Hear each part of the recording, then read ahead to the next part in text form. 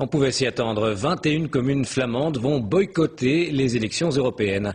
Ces communes protestent contre la non-scission de l'arrondissement électoral de Bruxelles-Vilvoorde.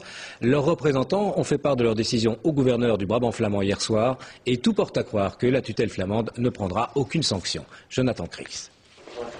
Michel Doomst est l'un des fers de lance de la scission de Bruxelles-Vilvoorde. Il est bourgmestre de la commune de Hooik et a décidé de ne pas organiser les élections européennes dans sa commune. Au total, 21 bourgmestres du Brabant flamand ont fait savoir hier à leur gouverneur qu'ils allaient agir ainsi. Nous avons décidé, depuis un moment déjà, que nous n'établirons pas le listing électoral et que nous n'enverrons pas les convocations électorales pour les élections européennes.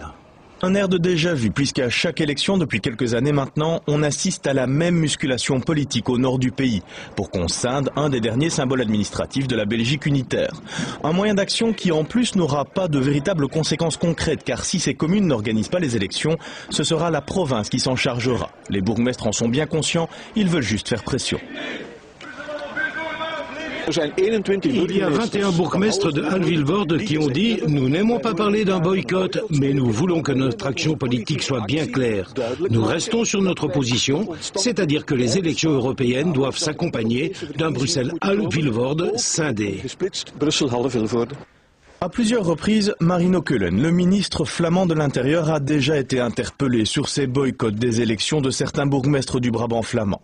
Jusqu'à présent, il a toujours indiqué qu'il ne comptait pas les sanctionner pour leur attitude. Aujourd'hui, il a préféré ne pas répondre à nos questions.